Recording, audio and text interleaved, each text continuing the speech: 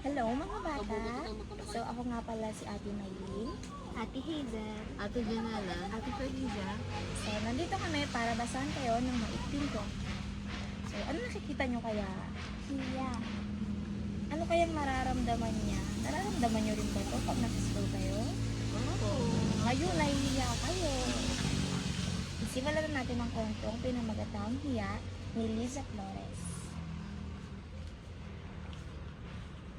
Sinong gustong gumawa ng mascara?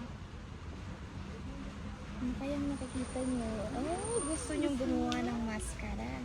Okay. Ano ba? Hati tayo. Gusto nyo rin ba yung ginagawa nila?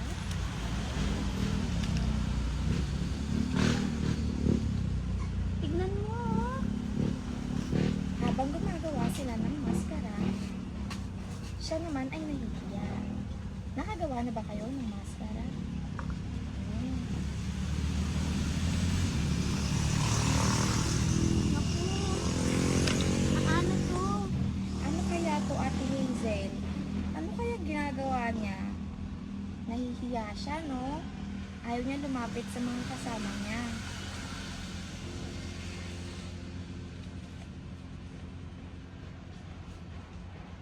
At tuluyan na nga siyang nahiya. Nakikita niyo ba anong ginawa niya? Sige nga, anong ginagawa niya sa una? Ano? Nahihiya siya. Kayo ba? Nagiging ganyan ba kayo?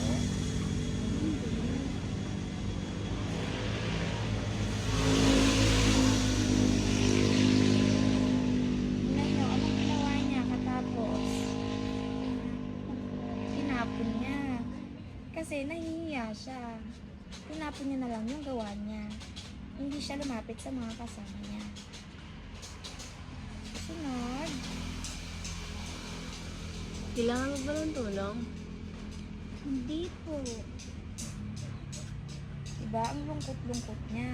Hindi siya humingi ng tulong. Pero nahihiya siya. Opo. Kaya ko to. Hmm. Pahiram ng gunting. Ayun.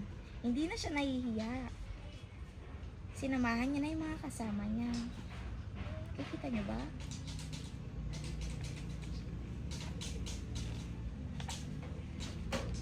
Maraming salamat.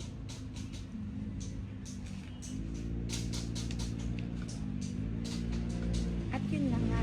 Sumama na siya sa mga kasama niya at nakagawa sila ng magandang mask. So, ano sa tingin niyo yung ginawa niya dito? Nakikita niyo ba kung anong ginawa niya dyan? Hindi na siya nahihiya kaya nakagawa siya ng mascara. At doon nagtatapos ang kwento natin. May natutunan ba kayo sa naging kwento natin? Po. Ano natutunan nyo? Wag po maya magpatulong. Ah.